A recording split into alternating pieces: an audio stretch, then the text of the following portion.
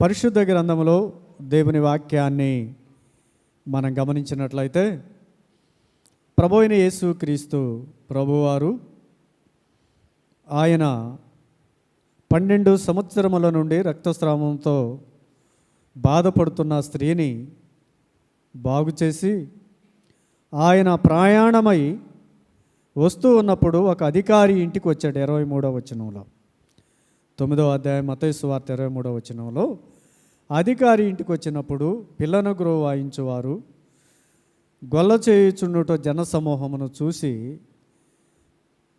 స్థలమీయుడి అని ప్రభు అడిగాడు. ఈ చిన్నది నిద్రించున్నదే కానీ చనిపోలేదని చెప్పినప్పుడు అందరూ అపహసించారు. ఏడవటానికి స్థలం ఉంది, పిల్లను గ్రోవ వాయించటానికి స్థలం ఉంది, గోల చేయటానికి స్థలం ఉంది, కానీ ఎవరికి స్థలం లేదు? ప్రభువుకి స్థలం లేదు. ప్రభువుకి స్థలము లేని కారణాన ప్రభు అంటున్నాడు, అధికారి ఇంటికి వచ్చి నాకు స్థలం ఇవ్వండి. ఏం కావాలంటే ఆయనకి స్థలం. మన ఇంటిలో, మన హృదయంలో ప్రభువుకి ఏం కావాలి? స్థలం కావాలి. అన్నిటికీ సమయం ఉంది కానీ, అన్నిటికీ స్థలం ఉంది కానీ ఎవరికి స్థలము లేదు? ప్రభువుకి స్థలము లేదు.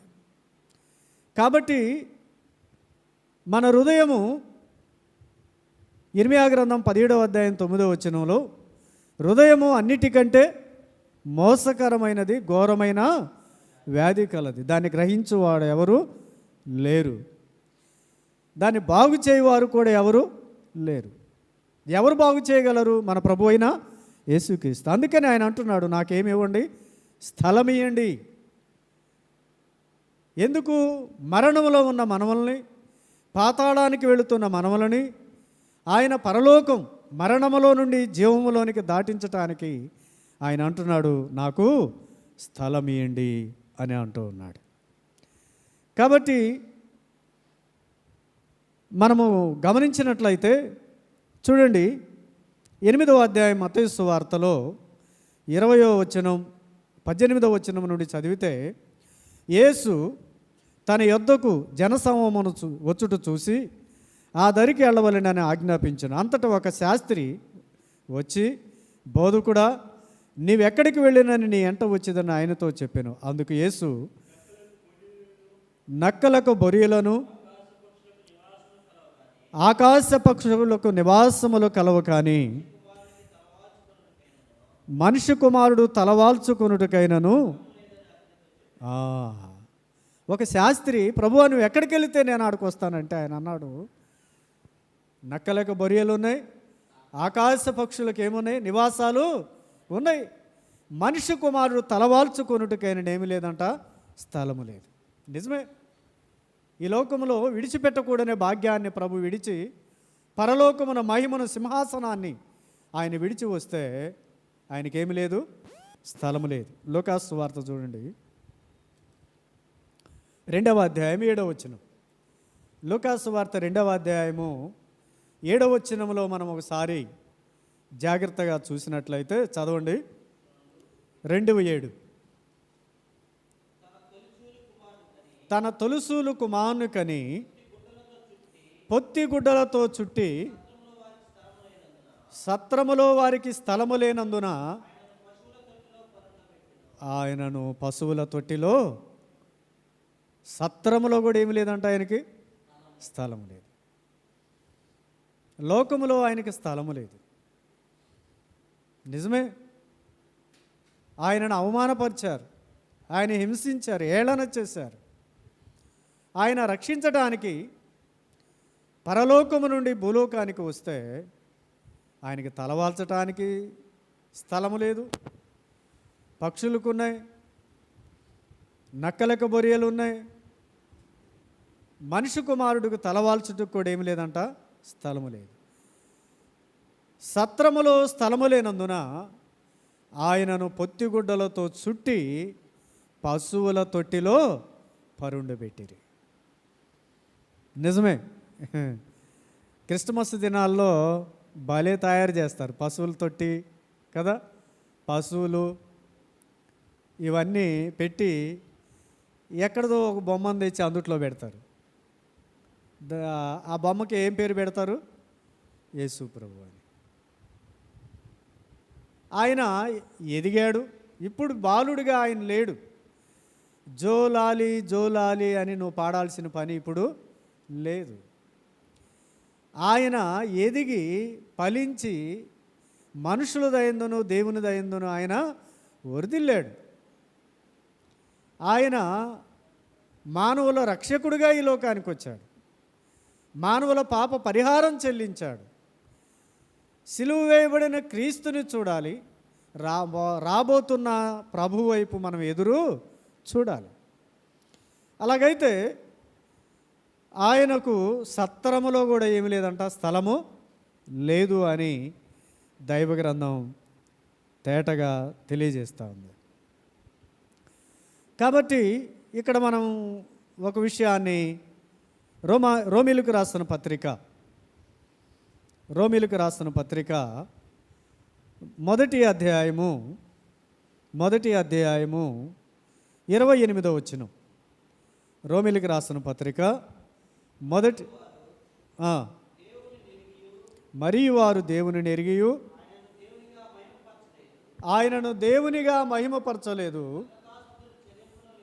కృతజ్ఞతాస్తుతులు చెల్లింపలేదు కానీ తమ వాదముల యందు వ్యర్థులైరి. 1:28 ప్రజలు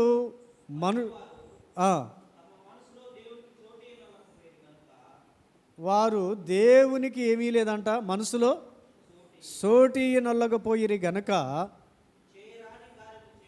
చేయరాని కార్యములు చేయుటకు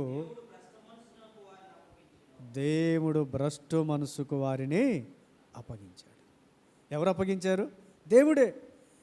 ఆడరాని మాటలు, చెయ్యరాని కార్యాలు, వెళ్ళగూడన స్థలాలకి. నేటి దినాల్లో ప్రజలను చూస్తున్నాం అలాగా కదా. దేవునికి సోటి నొల్లకపోయిరు గనుక హృదయములో దేవునికి ప్రజలు ఏమి ఇవ్వట్లేదు, చోటు ఇవ్వట్లేదు. అందుకనే ప్రభువు నాకు స్థలం ఇయ్యమన్నాడు. యోహాను సువార్త 8వ అధ్యాయం 37వ వచనం. యోహాను సువార్త 8వ అధ్యాయము 37వ వచనం. మీరు అబ్రహాము సంతానమని నాకు తెలియను, అయినను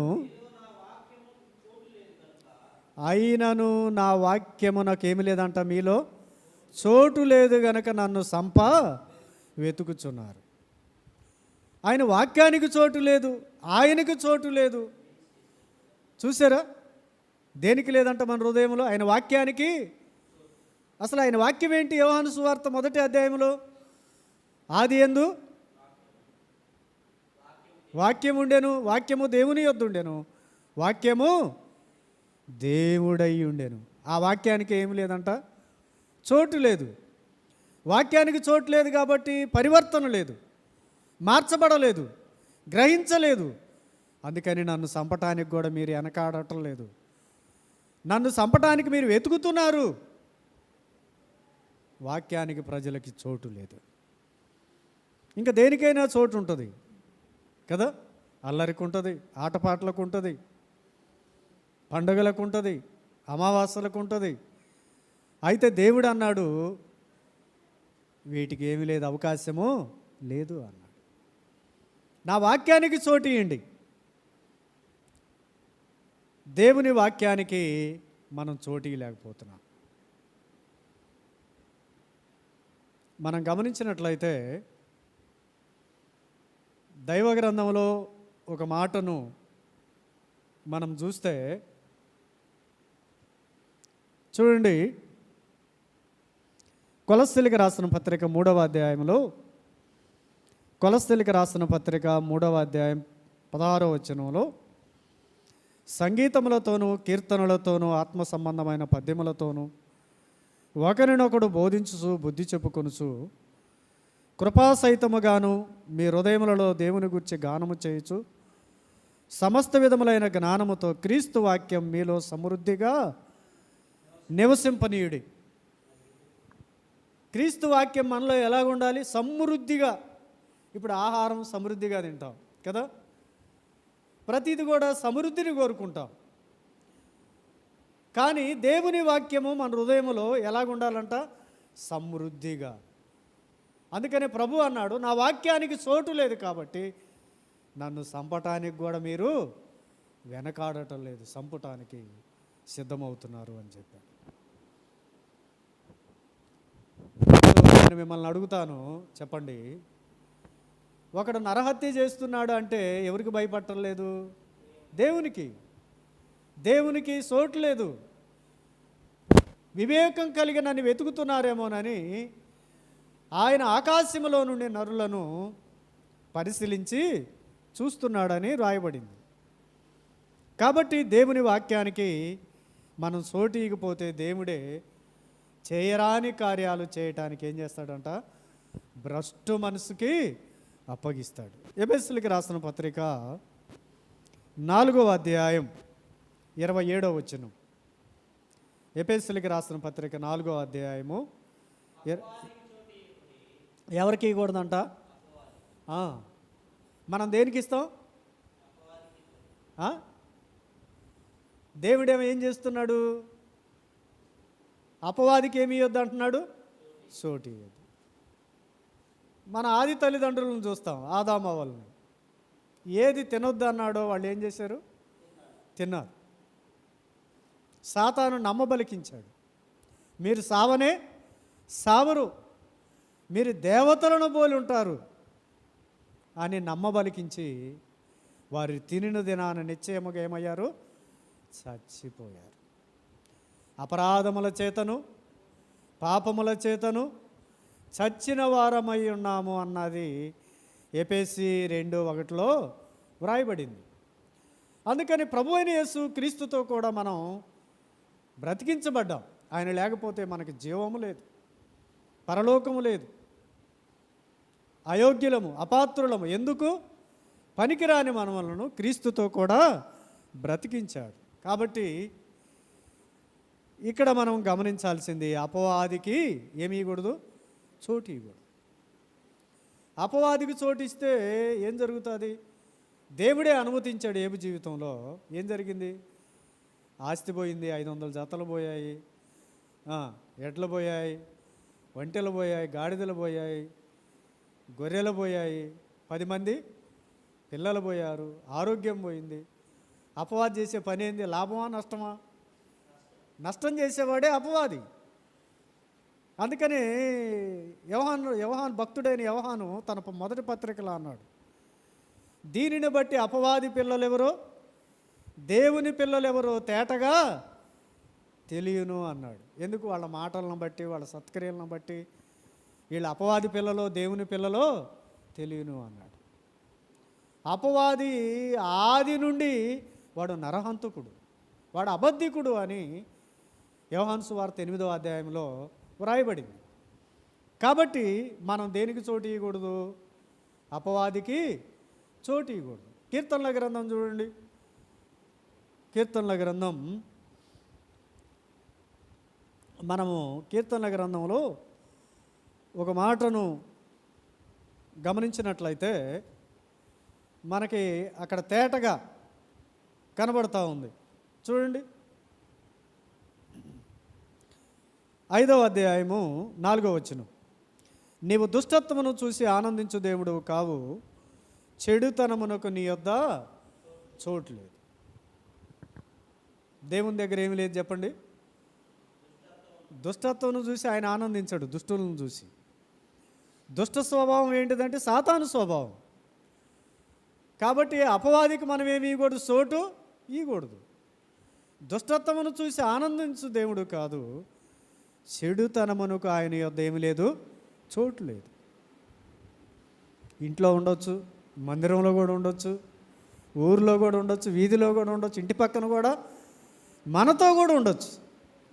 ఎలాగని ఏబు గ్రంథం 1వ అధ్యాయంలో దేవదూతలు నిలిచే సమయాన్ని ఎవరు వెళ్ళారు? దుష్టుడైన అపవాది కూడా వెళ్ళాడు. 4వ అధ్యాయం 7వ వచనం ఆదికాండ గ్రంథంలో మనం గమనిస్తే, నువ్వు సత్క్రియ చేయని ఎడల తల దించుకొనవా? సత్క్రియ చేస్తే ఏం చేస్తావు? తల ఎత్తుకుంటా. నీ వాకిట పాపం పొంచి ఉంటుంది, దాని మీద నీకు వాంఛ కలుగును. పాపము ఎక్కడ పొంచి ఉంటుందంట? వాకిట. హృదయం అనే వాకిట పొంచి ఉంటుంది, ప్రవేశించడానికి ప్రయత్నం చేస్తుంది. అందుకని అపవాదికి ఏమీ ఇవ్వకూడదు, చోటు ఇవ్వకూడదు. 6వ అధ్యాయం ఎఫెసీయులకు రాసిన పత్రికలో ఉంది, మీరు పోరాడున్నది శరీరులతో కాదు, ఆకాశ మండలమందున్న దురాత్మల సమూహంతో పోరాడుతున్నాం. అలాగనే 2వ కొరింథీయులకు రాసిన పత్రికలో కూడా 10వ అధ్యాయంలో పౌలు చెప్తాడు ఏమని, మనం పోరాడున్నది శరీరులతో కాదు. మరి ఎవరితో? మన యుద్ధోపకరణములు శరీర సంబంధమైనవి కాదు, దేవుని ఎదుట దుర్గములను పడద్రోయ జాలనంత బలము కలిగినవై ఉండాలి. ప్రార్థనా బలం, వాక్య బలం, బుద్ధి బలం, జ్ఞాన బలం ప్రభు దగ్గర మనం కనుగొనాలి. ఆయన ఏమన్నాడు? జ్ఞానం లేకపోతే నన్ను అడగండి, నేను ఇస్తాను అన్నాడు. సొలొమోనుకి ఏమీ లేదు, బుద్ధి జ్ఞానం చాలదన్నప్పుడు ఇచ్చడి లేదా? రాజుల గ్రంథం, మొదటి రాజుల గ్రంథంలో. కాబట్టి దేవునికి అసాధ్యమైనది ఏది లేదు. కాబట్టి అపవాదికి మనం ఏమీ ఇవ్వకూడదు, చోటు ఇవ్వకూడదు. కాబట్టి యోబు జీవితంలో మనం గమనించినట్లయితే 31వ అధ్యాయము 30వ వచనం చూడండి. యోబు గ్రంథం 31వ అధ్యాయం 30వ వచనం, 31:30.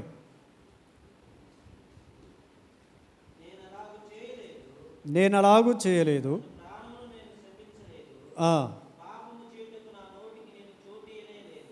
ఏమీ లేదంట. పాపము చేయడానికి నా నోటికి నేనేమీ లేదు, చోటీల. కొన్ని నోరులు చూస్తాం మనం కదా, వినలేం, ఉండలేం, వాళ్ళ మధ్య వినలేం, ఉండలేం, వినలేం, వాళ్ళతో నడవలేం, వాళ్ళ మధ్య కూర్చోలేం. దావీదు మొదటి కీర్తనలో, దుష్టుల ఆలోచన చొప్పున నడవక, పాపుల మార్గమున నిలవక, అపహాసకులు కూర్చుండు చోట కూర్చోవద్దు మీరు. అందుకని ఏమంటున్నాడు? పాపము చేయటానికి నా నోటికి కూడా నేనేమీ లేదు, చోటీలా. నోటికి ఇవ్వలేదు, కళ్ళకు కూడా చెప్పాడు ఆయన. నేను కళ్ళతో ఏం చేసుకున్నాను? నిబంధన చేసుకున్నాను. కళ్ళకు కూడా ఏం చేశాడంటే నిబంధన చేశాడు. మన కళ్ళు మంచివి కాదు, వ్యర్థమైన దాన్ని చూడకుండానట్టు నా కన్నులు త్రిప్పివేయమని ఎవరిని? దావీదు ప్రార్థన చేస్తున్నారు, భక్తులు ప్రార్థన చేస్తున్నారు. ఎందుకు? ఆశ్చర్యకరమైన సంగతులు చూడాలంట దేవుని వాక్యంలో. దేవుని వాక్యంలో ఏం చూడాలంట? ఆశ్చర్యకరమైన సంగతులు. లోకంలో చూస్తున్నారు కానీ వాక్యం ఎవరు చదివి కనుగొంటున్నారు? ఎవరు మోకాళ్ళ మీద ఉంటున్నారు? ఎవరు దేవుని గ్రంథాన్ని అధ్యాయం అంటే అధ్యాయం, వచనమేమంటే వచనం ఎవరు చదవగలుగుతున్నారు? అర్థమవని, అర్థం కాకపోని చదివి అవతల పెడుతున్నాం, అంతేనా? చదువుకునే పిల్లవాడికి చదివింది అర్థం కాకపోతే రాయగలడా? రాయలేడు. అలాగనే విన్నది చదివింది అర్థం కాకపోతే మనకు విశ్వాసం రాదు. వినుట వలన మనకేం కలుగుతుంది? విశ్వాసం. అవి క్రీస్తు గూర్చిన మాటల వలన కలగాలి. అందుకనే మనం ఎవరికి చోటు ఇవ్వకూడదంట? అపవాదికి. అందుకనే మత్తయి సువార్త 9వ అధ్యాయంలో యేసు ప్రభువారు ఒక అధికారి ఇంటికి వచ్చి పిల్లను గ్రోవి వాదించు గొల్ల చేయుచు ఉండుట జనసమూహం చూసి స్థలమేయండి నాకని అడిగాడు. ప్రభుకి ఈ లోకంలో ఏమి లేదు, తలవాల్చుటకు కూడా, ఆయన జన్మించినప్పుడు కూడా ఏమి లేదు, స్థలము లేదు. కాబట్టి మనము జాగ్రత్తగా పరిశీలన చేసినట్లయితే మన హృదయం వాక్యము సమృద్ధిగా ఉండాలి. మన హృదయంలో వాక్యం ఎలాగ ఉండాలి? సమృద్ధిగా ఉంటే హృదయం నిండిన కొలది పెదవులు మాట్లాడతాయి, ప్రభువుని గురించి మాట్లాడతాయి. ప్రభు యొక్క శిలువ వర్తమానాన్ని, ఆయన మరణాన్ని, పునరుద్ధానాన్ని గురించి మాట్లాడగలం. నశించే ఆత్మలకు చెప్పగలం. రక్షించబడిన దేవుని పిల్లలు ఇంకా రక్షణ పొందకపోతే ఇదే మిక్కిలి అనుకూలమైన సమయం, ఇదే రక్షణ దినం. మన హృదయంలో దేవునికి ఏమి ఇవ్వాలి? చోటు ఇవ్వాలి. అపవాదికి కాదు, లోకానికి కాదు, ముసలమ్మ ముచ్చట్లకు కాదు. ముసలమ్మ ముచ్చట్లు కొరుగుడు పుండు లాంటివి, వాటి నుండి ప్రత్యేకించబడాలి. ప్రభు అయిన యేసు క్రీస్తునందు విశ్వాసం ఉంచి దేవుని రాజ్యానికి వారసులైన మనం ప్రభు రాకడ కొరకు ఎదురు చూడాలి. మనం నమ్ముకున్న మనం విశ్వాసం ఉంచాలి, నమ్మని వారు నమ్ముకోవాలి. నమ్ముకున్న వారు అత్యధికమైన విశ్వాసములో మనం ఏం చేయాలి? ఎదగాలి. అలాగే జీవించటం ప్రభు కోరుకుంటున్నాడు. ప్రభు మీద మనం ఆధారపడాలి. అలాగ ఆధారపడకపోతే మనము దేవునికి ఇష్టమైన వారము కాదు. చూడండి, రోమేలుకు రాసిన పత్రిక 1వ అధ్యాయం 12వ వచనం. 1వ అధ్యాయము 12వ వచనం. రోమేలుకు రాసిన పత్రిక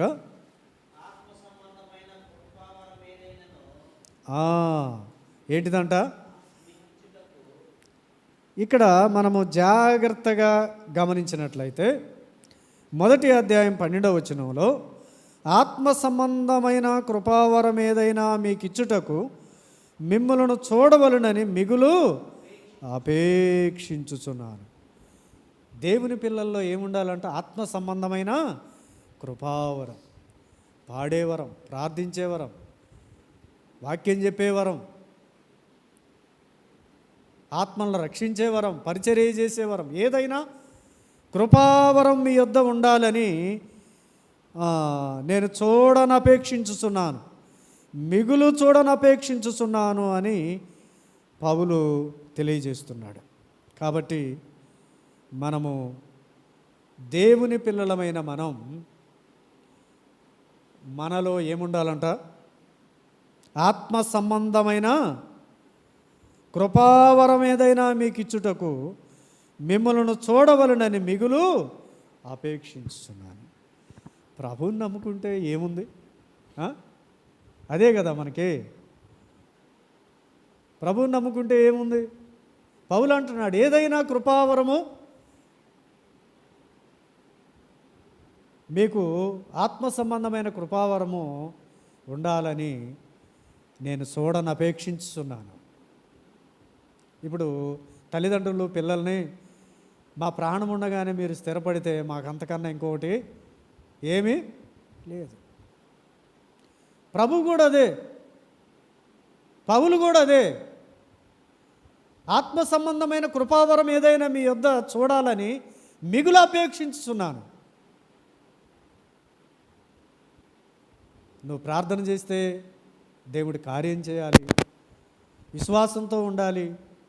దేవుడు చెప్పాడు యోహాను సువార్తలో, నన్ను ప్రేమించి నా ఆజ్ఞలు గైకొంటే నాకంటే గొప్ప కార్యాలు చేస్తారని చెప్పాడు ప్రభు కంటే. అలాగే ఎవరు విశ్వాసం ఉంచుతున్నాము, ఎవరు నమ్ముతున్నాము దేవుని మాటలు, దేవుని వాక్యాన్ని? పౌలు అంటాడు, నేను ఎందు నిమిత్తమైతే పట్టబడ్డానో దానిని పట్టుకోవటానికై నేను గురి వద్దకే పరిగెత్తుతున్నాను. దాన్ని పట్టుకోవాలి. నన్ను ఎందుకు పిలిచాడు? నేను నరహంతకుణ్ణి, దోషకుణ్ణి, హానికరుణ్ణి, అయినను నన్ను ఆయన పిలిచాడు.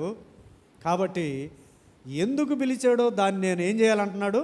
పట్టుకొనుటకై నేను గురి వద్దకే పరిగెత్తుతాను. నేను గురి లేని వానిగా పరిగెత్తు. మన గురి ఏంటి? పందెపు రంగమందు పరిగెత్తువారు అనేక మంది పరిగెత్తుదురు కానీ బహుమానం ఒక్కడే పొందునని మీకు తెలియదా అన్నాడు. ఆనాడు ఇశ్రాయేలీలు ఐగుప్తు నుండి, రామశేషు నుండి వారు విజయోత్సవంతో బయలుదేరారు. కానీ చివరికి యెహోషువ కాలేబు తప్ప కానాను ఎవరు చేరలేదు. ఆ తరం యెహోషువ కాలేబుతో ఉన్న తరం ఎవరు చేరలేదు, అరణ్యంలో రాలిపోయారు. ఎందుకు? దేవుని మీద విశ్వాసము ఉంచనందున. సర్పముల చేత, వ్యభిచార పాపము చేత, విగ్రహారాధన చేత, సొనుగుడి చేత ఏమయ్యారు? అరణ్యములో రాలిపోయారు. యెహోషువ కాలేబు నిండు మనసుతోనూ పూర్ణ మనసుతోనూ యెహోవాను సేవించుటను బట్టి కానాను చేరారు. కానాను చేరి ఆయా ప్రాంతాలు చెదిరిన తరువాత యెహోషువ అంటున్నాడు, మీరు ఎవరిని సేవిస్తారో నాకు తెలియదు. ఇంటల్లా అప్పటికి దేవుని మాట వింటల్లా, నేను నా ఇంటి వారు యెహోవాను సేవిస్తాను. నేను నా ఇంటి వారు యెహోవాను నిర్ణయించుకున్నాను. మన నిర్ణయం ఏంటి? మన పిల్లల్ని ఎలాగ పెంచుతున్నాం? మనం ఎలాగుంటున్నాం? దేవుని వాక్య ప్రమాణం మీద మనం ఏం చేయబడాలి? కట్టబడాలి, స్థిరపరచబడాలి. పూర్వం మనము పాపానికి దాసులం, ఇప్పుడు దేనికి దాసులం కావాలి? నీతికి దాసులం కావాలి. మన ప్రభువు పవిత్రుడు, నిర్దోషి, నిష్కళ మనుషుడు, పాపులలో చేరక ప్రత్యేకమైన దేవుడు. అలాగైతే మన ప్రభువునందు విశ్వాసం ఉంచాలి. ఆయనకి మన హృదయంలో ఎప్పుడు ఏముండాలి? చోటు ఉండాలి. నీ దేహమే దేవునికి ఆలయం. ఆయన నివసించాలి. మనమే ఆయన ఇల్లు. ఎబ్రిల్కి రాసిన పత్రికలో 3వ అధ్యాయంలో అన్నాడు, నమ్మకంగా నీతిగా జీవిస్తే మనమే ఆయన ఇల్లు. అలాగ ప్రభువు రాకట కొరకు మనం జీవిద్దాం. అట్టి కృప పరిశుద్ధాత్మ దేవుడు సహాయం చేయనుగాక. ఆమేన్.